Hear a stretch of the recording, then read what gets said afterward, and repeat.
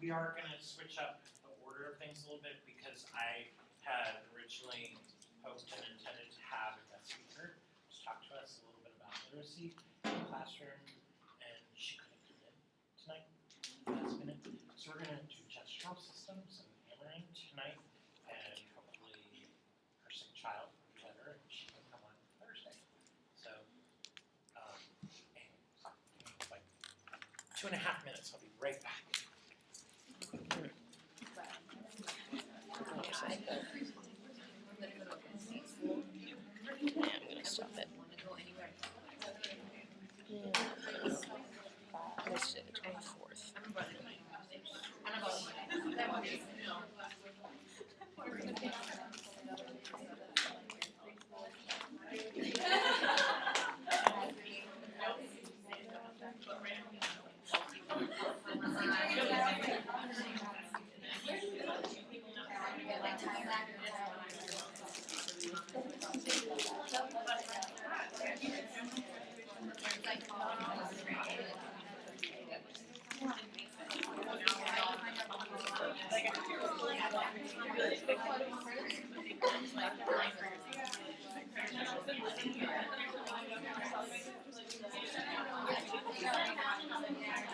Oh my god.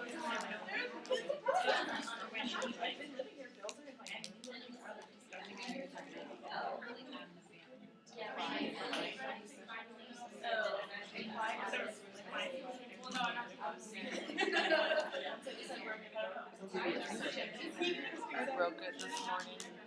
The practice. Yeah. It's the third time in the last year and a half. Kind of stings. The same finger.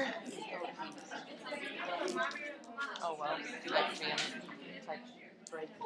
Yeah, it's blocking and then I just went down.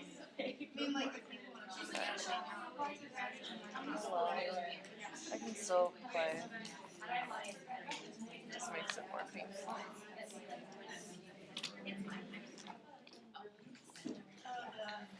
Okay, I thought so, because he asked for it to be session.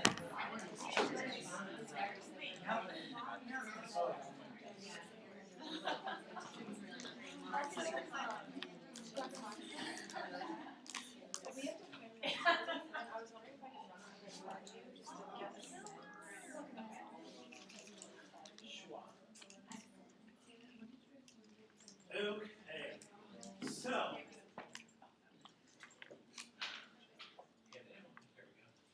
So we're going to talk about gestural communication systems today, and in particular, we're going to spend some time talking about the Native American Indian gestural system, or Amur and the Song.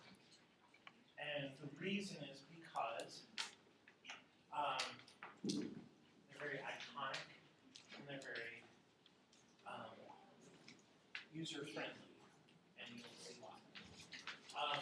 But gestures can be used and are often used for a lot of reasons that have nothing to do with AAC. Why do we use gestures? What are some of the purposes? To emphasize your point. Emphasis, yes, absolutely. Communicate non-verbally.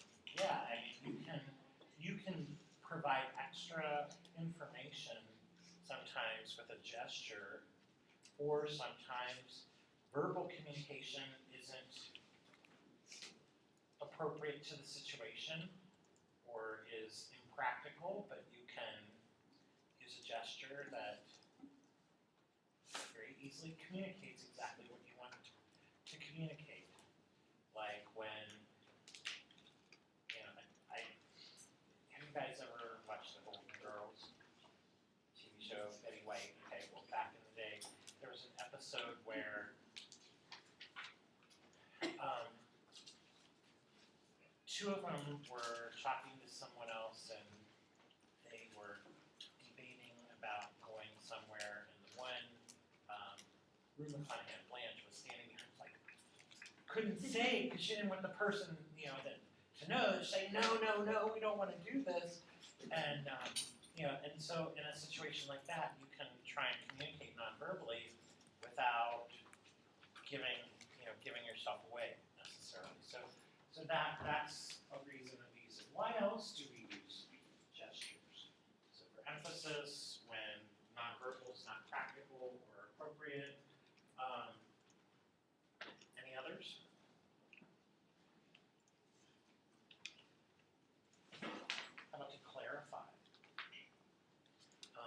gestures can clarify, and we often can use those. Anything else you can think of? Those are probably the needs for clarification, for emphasis, and to be a substitute or a supplement for verbal communication. It's not appropriate. What are some easily recognizable signs or gestures? Well, I was gonna say waving, but then I was also thinking raising your hand is one. Absolutely, yeah. You raise your hand, and you know, in this kind of context, it suggests, hey, I have something to contribute. Waving, it's a greeting, almost universal. Some cultures do it slightly differently than others, but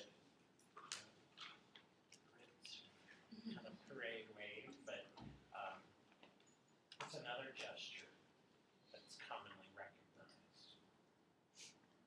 Surely you've all seen this one. It's not a nice gesture, necessarily, although sometimes completely appropriate when the jackwagon has cut you off for the third time, but ends up right behind you or next to you at every stinking light because karma bites. You know, you just kind of get tired of it.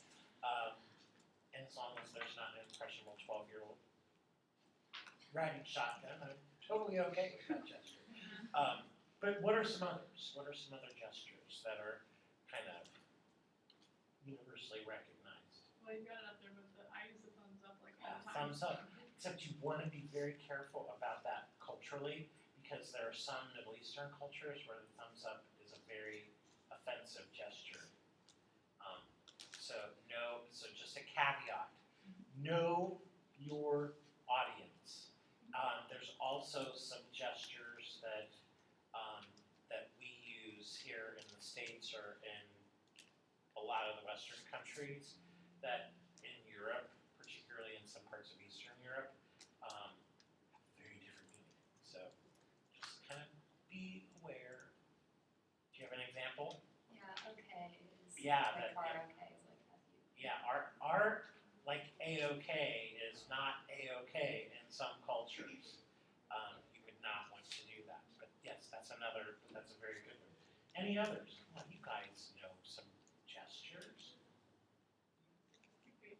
Huh? You look, okay. Yeah. Sorry. Well, this is kind of word, but the universal sign for choking. Yeah, there's a universal sign for choking, absolutely. Others? I can't hear you. Yeah. That's a fairly universal one. Any others you can think of? Yeah, go ahead. Brianna, go ahead. Like plug your nose or something. It's not. Okay, yeah, what were you gonna say? I was just thinking stop. Yeah. Stop. Yeah, what? Sorry, you guys raising it. It's like sticking your tongue out.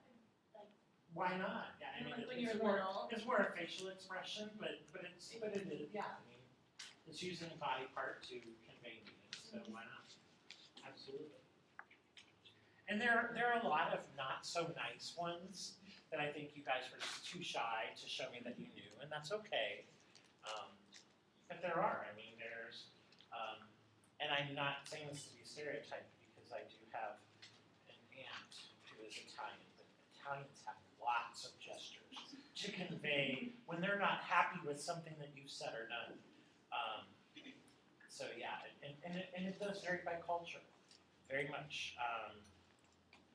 Different cultures, different ethnicities have different sets of gestures that they may consistently use, and some that are completely innocent in one context or not in another. So, okay.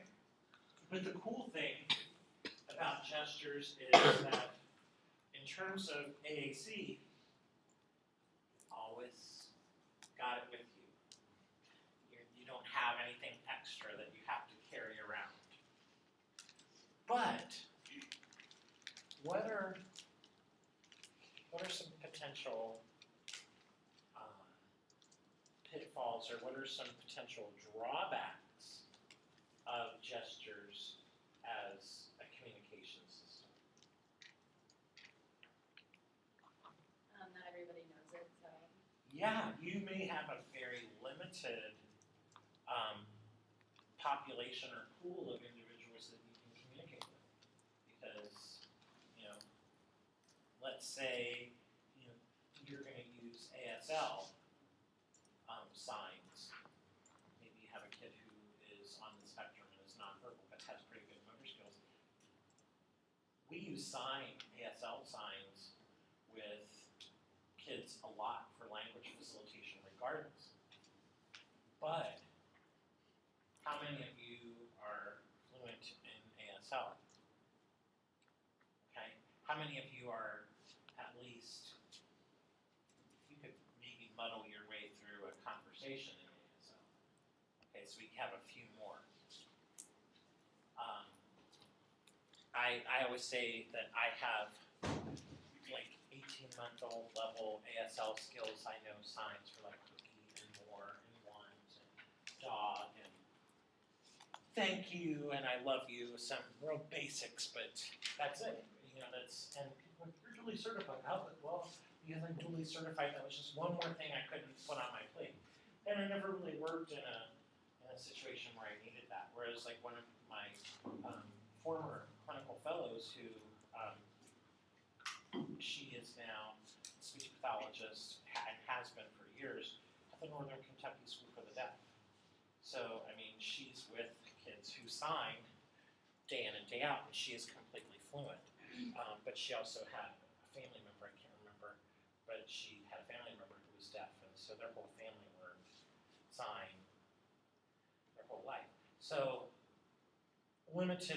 typically a limited pool of communication partners. What are some other limitations? It can be interpreted in the wrong way. I'm throughout sorry. different cultures. Say that again. It can be interpreted the wrong way or a different way throughout different cultures. Well, and there are different sign language systems too. There's Sign Exact English. There's ASL. What system are we going to use? And the signs are sometimes different. What's another drawback?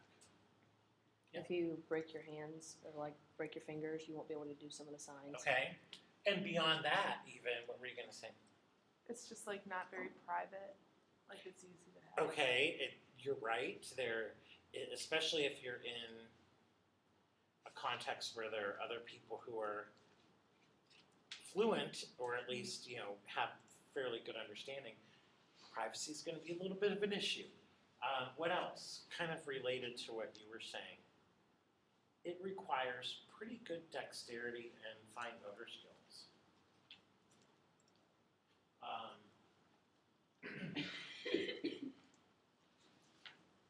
What do we know about the population of people who are often more likely to be users of various AAC systems?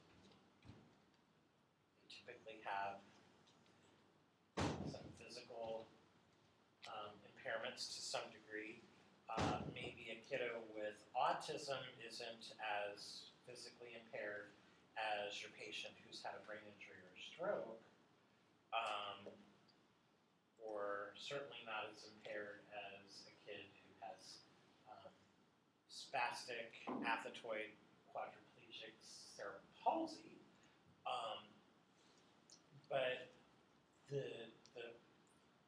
motor demands can be prohibitive for some patients. So practical considerations that may limit the effectiveness or the logic of using that type of a system. So as a result, in the speech pathology community, there was a movement back in the late 70s, early 80s to look at using the Native American Indian gestural system because it is uniform and it is motorically simple for the most part. The signs are very iconic, meaning that they're very easily recognized. About 85% of people will recognize about 85% of the signs with absolutely no training whatsoever, which is really kind of cool. And what happened is that in Europe, there were 3 main language families, and only about 20 to 24 distinct languages, and a lot of them were fairly mutually intelligible. People in Italy often had virtually no problem understanding someone speaking Spanish, who had virtually no problem understanding someone who spoke Catalan, who had no trouble understanding someone who spoke Portuguese. And geographically, Europe is fairly compact compared to North America. And so we had a limited number of language families and distinct languages in general, and there were typically enough intermingling that people very easily understood or could find someone who could interpret for them. But in North America, there were 50 distinct language families, and there were hundreds of distinct tribal Native American languages. So it was much more difficult because they were virtually mutually unintelligible. They had very few shared words. So eventually, out of necessity, a lot of the Native American tribes developed a gestural communication system that was adopted fairly universally so that they could communicate with each other, particularly regarding daily events, commerce, and daily activities, because that's where they interacted with each other, was typically around commerce and trade, diplomacy. So they came up with these signs, this gestural system, so that there would be this ability for them to communicate. And so you could have a tribe from the Southwest, like the Navajo, who would be able to communicate through gestures with someone from the Shawnee or the Miami tribe here in southwestern Ohio. So that was the motivation.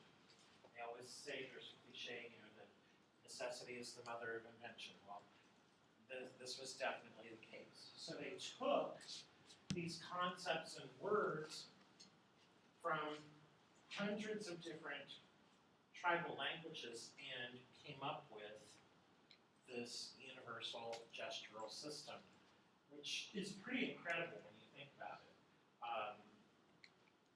So I had just gotten some training in it when I was in grad school, and we used it, but we didn't get very much of the historical background. So when I was preparing to teach this class, there are books that have been written about it, and it's fascinating to see, the efforts that were undertaken and the unification and the putting aside of differences that had to be overcome in order to come with this universal language. Now, the sad thing is, once they had come up with it, then a lot of the infighting and the bickering and things went back to the way they were, but they at least had a way to communicate, so pretty cool.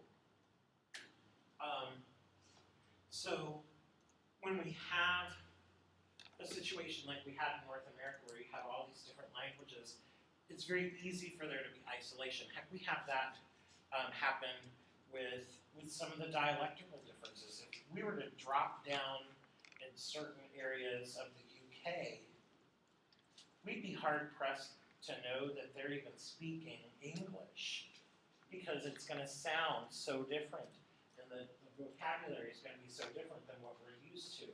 It's like when I travel to Canada and I chuckle when I see the signs, typically in Ontario, but I've seen them in Quebec as well, that say English spoken here, American understood. Because we like to think that the US and Canada are fairly homogenized, and to a great degree we are, but there's subtle differences in spelling, subtle differences in pronunciation. So when you have communication isolation, that leads to more global isolation. And so that was why they came up with these signs. So we call this system more commonly Amerind. So it's a combination of American and Amerind signs. So let's take a look. The reason that they are a good choice for users who are nonverbal, or even who are verbal but maybe need some additional gestural supplemental communication to help clarify, they're iconic, meaning that they're very easily recognized. They often are easily identified as representing exactly what it is that we're trying to represent. They're emblematic, meaning that they are often not a single word but more conceptual, so that through a single gesture you could convey a concept rather than just a single word. And they're metamorphic, meaning that they're explanatory, they're three-dimensional, they use shape and position to convey meaning. Much like ASL. Tara, am I right? ASL is very metamorphic because the shape of the hand or the shape of the sign is often can convey a significant part of the message. We're lucky we have folks in here who are much more fluent in sign than I am. So you're one of the TAs, aren't you? No? I thought you were one of the TAs. I guess because you work with Dr. Marin on her research, I just kind of made that leap in my brain. See, you should never assume. Okay, so they're iconic, emblematic, and metamorphic. So, look at number 26 there. Do you get the impression? Grace, do that for everyone. Okay, what is being conveyed? Actually, the hands are together, like this. What is that conveying? Fish. Can be fish. It can also be canoe or boat. So depending on the context. But you get the idea. You knew that there was movement. You knew that there was water. Okay. Number 110. What does that signify? Hungry. This one. Walk. Okay, now notice, 2 out of the 3 only involve the use of one hand, and it's the left hand. Why does that pose a fairly significant advantage in the use of Amerind gestures for AAC? They can like do other things with their right hand. Like, Okay, there's two reasons, because if they have full use, most people are right-handed, they can be doing something else. But then when we think specifically about a population that may benefit from the use of gestural AAC, stroke patients people who've had a stroke where it affects their communication, it's usually the left hemisphere of their brain, which means that they're going to have a right hemiplegia or hemiparesis. So their left hand and arm are going to be functional. So wow, how cool is it that we have a gestural system that there are more one-handed gestures than there are multi-handed, and that they primarily use that left hand. Very cool. So it makes it possible. So now what I want you guys to do is take out a piece of paper, and I want you to write down the number that's up in the little corner and what you think is being conveyed. We're gonna test the theory that these are about 80 to 85% iconic. So number 36, the top center. What do you think is being conveyed?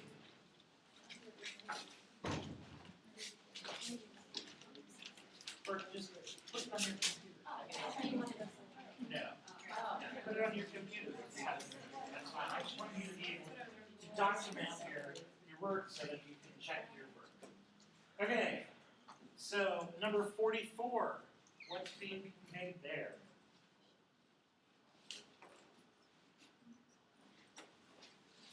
How about number 18?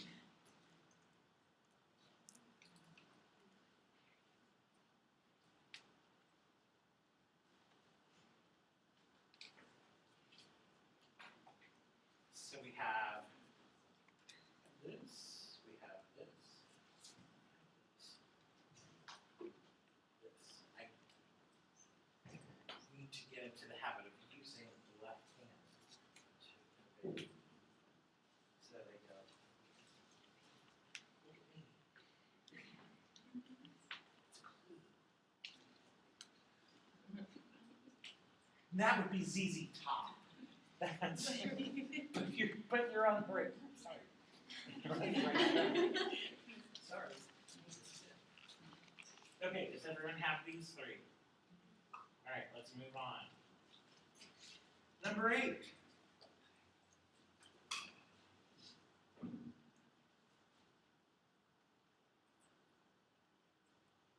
Number 17.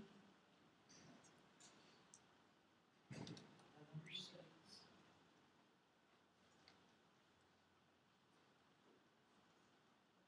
Don't be afraid to do it. Try it.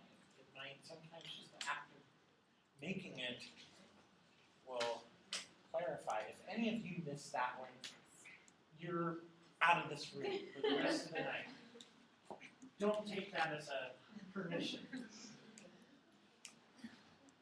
But I mean, that number 17 is pretty much, if you don't get number 17, that's so universal. Because even if you only did it like this, which is probably more descriptive of what people do. Number 6. Number 6, I usually get 2 camps on this. There's 2 things that that people usually will say. They either think it's this or they think it's.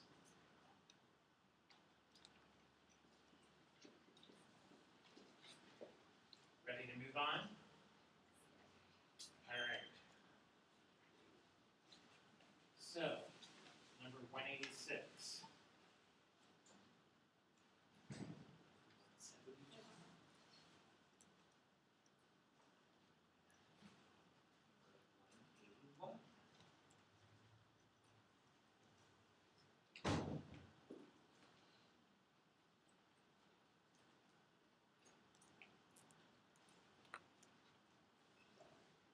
There's actually a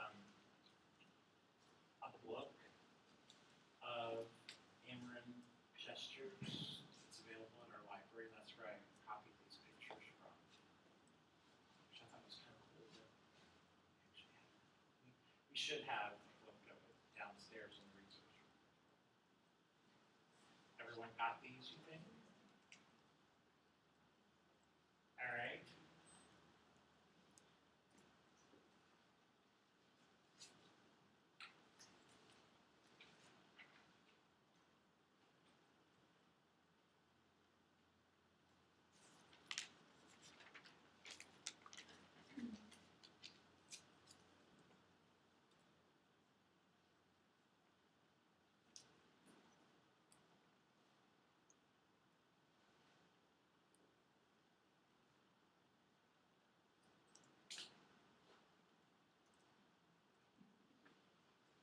That's what I said. Sometimes it's helpful to actually do it.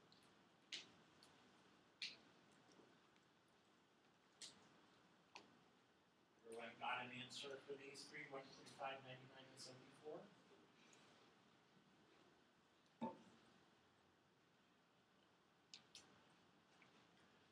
Again, 190, if you miss it, I'm going to throw my shoe. 109.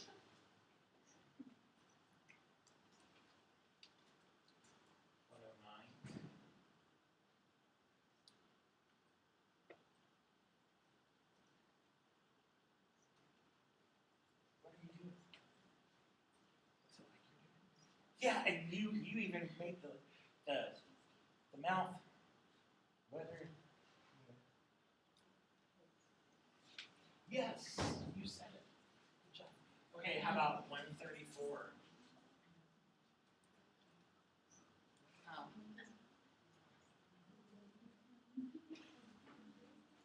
And I bet every single one of you have done that one. Every time you visit your parents. Just kidding.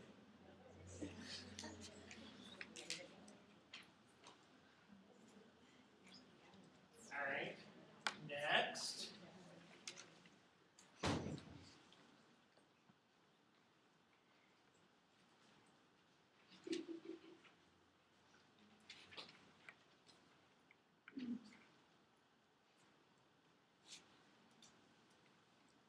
That one is actually going like this.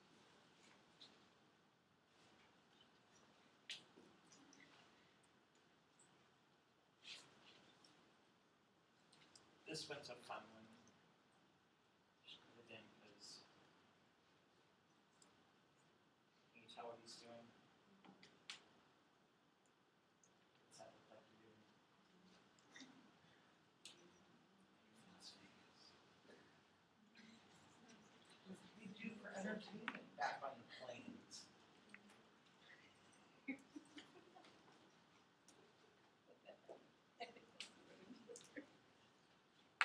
Okay, everyone got these?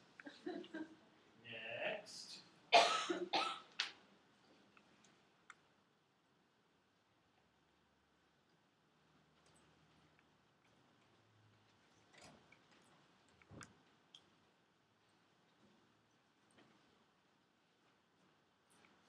Honestly, have there been any of these that you're like, I have absolutely no clue what this could be so far? It's okay if you do, but I just would be very surprised.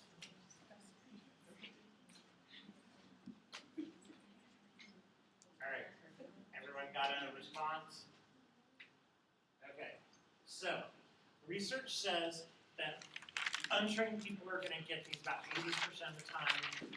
When Will and some of his buddies did it, and I included my parents and some of their friends, we were at 87% correct. Okay, so let's go back through and we'll see how we did. Are you smarter than a 5th grader? Okay, so we said that we had a boat or a fish, and you usually could figure that out from context. We had hungry, and then we had walked or walking. Then number 36, we have break. How about number 44? Old. Number 18, bearded, facial hair. Why was that important? Why would the Native Americans have included that?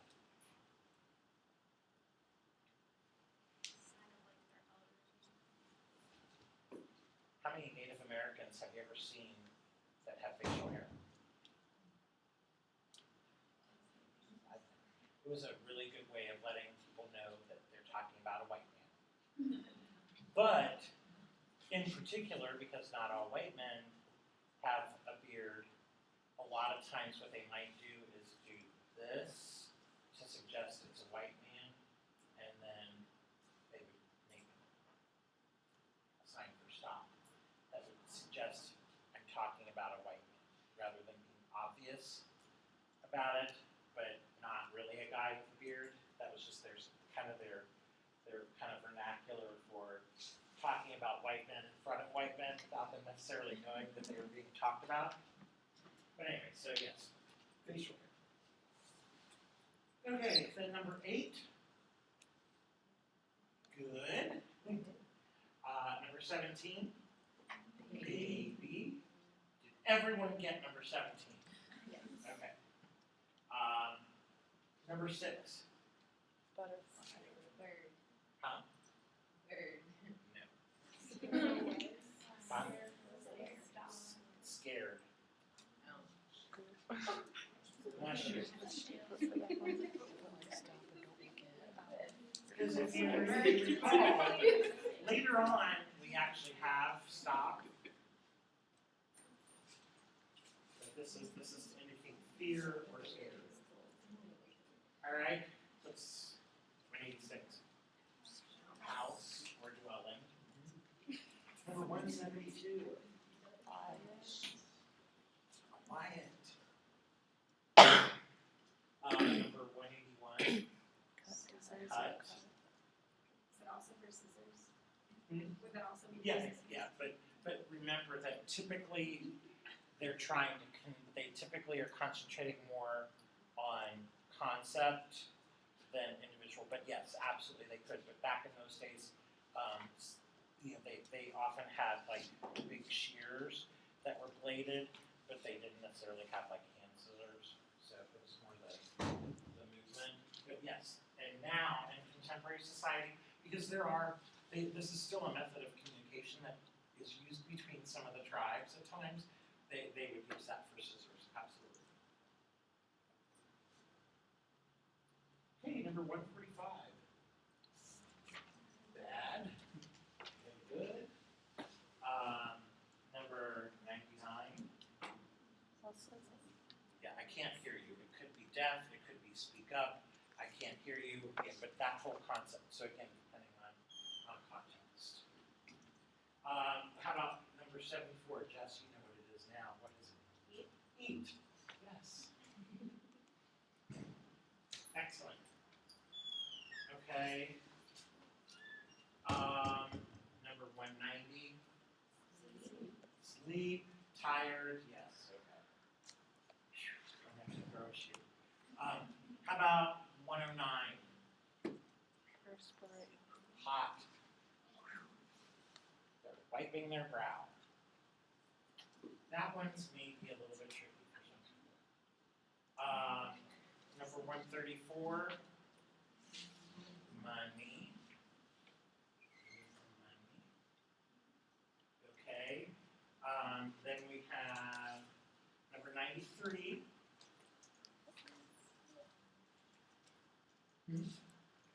What did you say? Number 93. It actually can have 3 meanings, depending on context, so I'll take any one of them. It can be binoculars. It can be glasses. It can be look. Initially it was look, but as technology advanced, it also grew to encompass binoculars or like spy glasses and eventually glasses. But the original was look. Number 67. Open. Or door.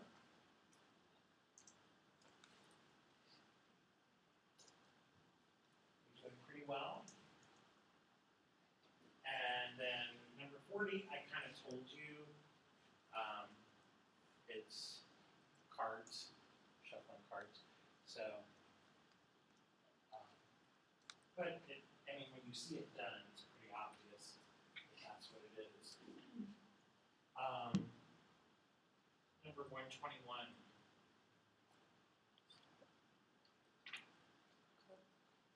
Does it look like I'm here?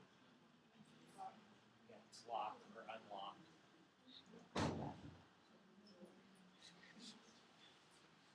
Number 201. How? It's stop. How about number 46? Comb or brush. Alright, so how many people missed none of them? They got them all. It's that rare, yeah. Rarely does everyone get all of them. How many missed only 1 or 2? Who missed 3 or 4? Did anyone miss more than 4?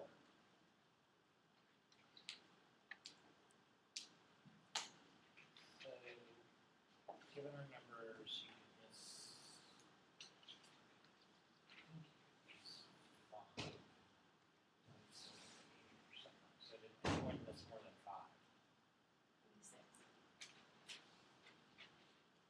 we only had one out of how many of us hit the 80% or better. And so if we average, because you were so close, if we average, guess what? We just proved the research that typically about 80%. Very good. But can you see how, I mean, it would not take a lot of training for the patient.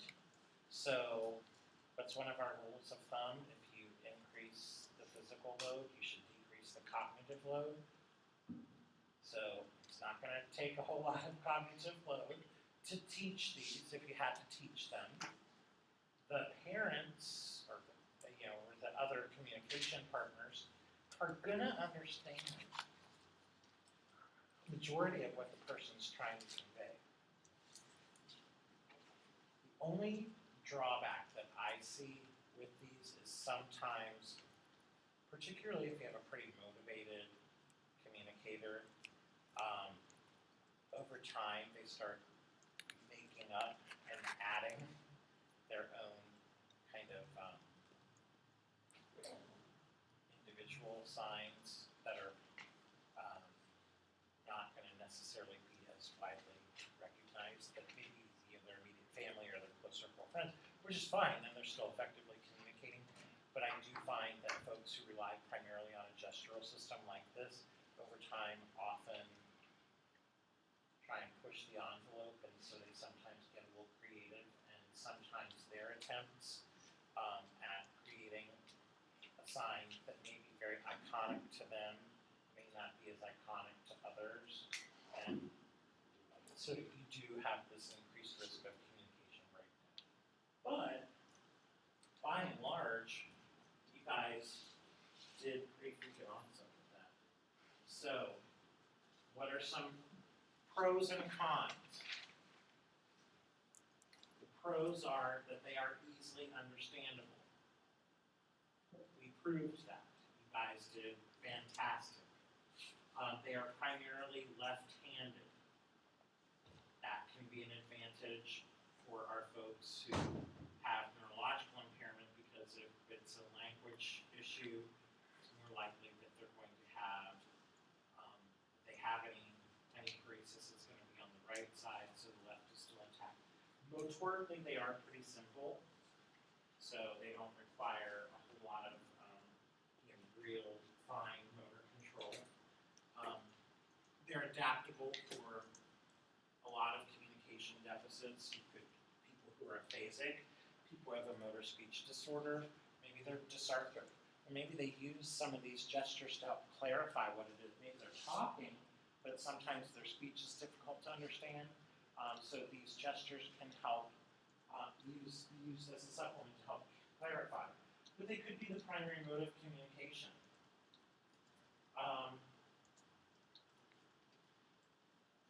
There have been some successful cases where this has been used as a mode of communication even for children on the spectrum. You can get the communication intent, that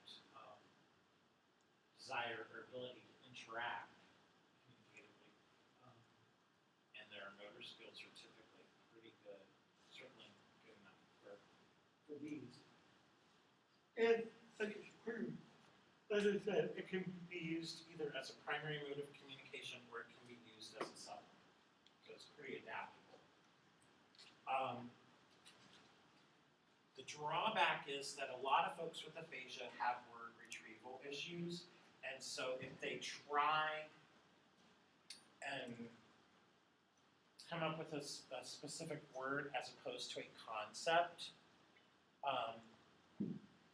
if they could, just to use the example that was brought up, if they're trying to come up with the word scissors, but they can't, but they can come up with the concept of cut, which is more generic, and you can cut with a variety of things, it doesn't have to be scissors, then they'd be more likely to be successful with using that gesture. But if they're having a hard time with the general concept and they're really just honing in on that one single word, they may have the same word retrieval retrieval issues. Does that make sense? So you may need to provide intervention for them to train more conceptual thinking than individual vocabulary. Does that make sense?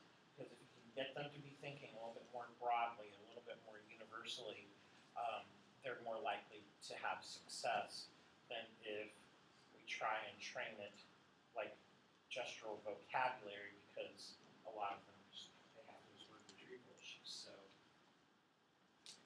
and as we learned, there was a variety of proficiencies in here. No one was bad, but some were definitely better than others. So we still have the drawback that not everyone's going to understand it. For some people, even though they're fairly motorically simple, there are some that may just be too physically demanding or motorically demanding, and it's really difficult to engage in narratives with alien signs. So, typically more short, simple messages.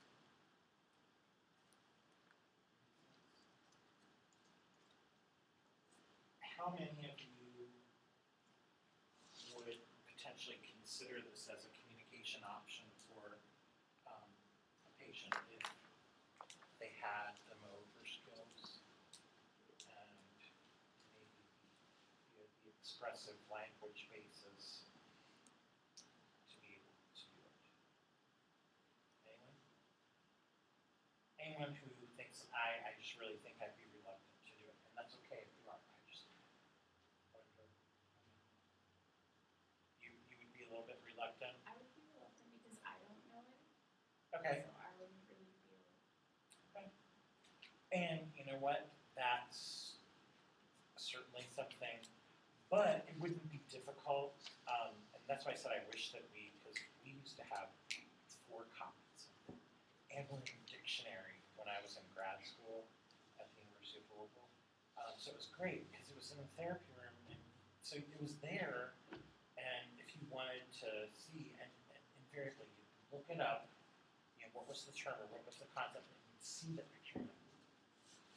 Oh, I can't believe I didn't get that. So, I respect and understand a reluctance to train a strategy that you don't feel proficient in, but it wouldn't take, I don't think it would take a whole lot for you to get proficient, but absolutely. You teach someone ASL, I can teach them individual signs, but that's not ASL.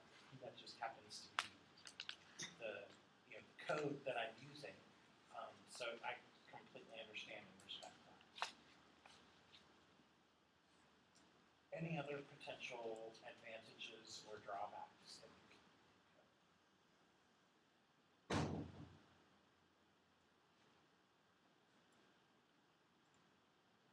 Privacy one is one that wasn't brought up before. I really like that because that definitely,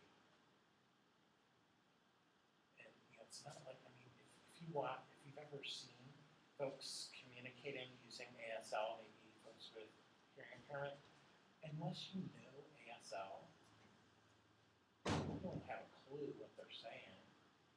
So the privacy issue is not as big a thing, but when you're using a gestural system like this, that's pretty iconic, that could definitely be an issue. Some of the Native American tribes, they came up with little combo symbols like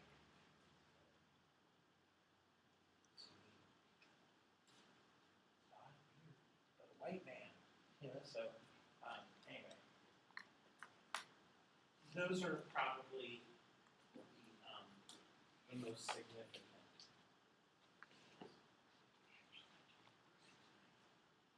Guys are so stinking smart. Yes, Would you like before me to- we leave, do you have your name tag? I have my name tag. All right. We get to. Do this here. We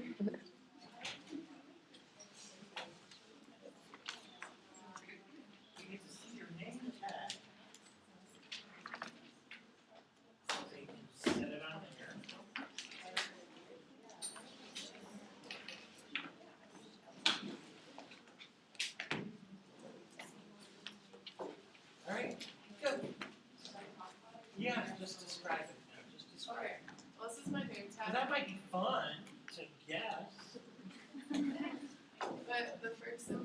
volleyball. I play volleyball here, and that's like a big part of my life. The next one is someone climbing a mountain, and I'm very adventurous, and I like to just go out in nature. And then the cross with the feet is just like, I like to be really active in my faith. I like that. That's really clever. Very cool. Yeah, and Chelsea is definitely into volleyball. She plays on Miami's team. Our we can see. We had a rough weekend. I like to Well, that's start conference this weekend if anyone wants to come to our games. Thursday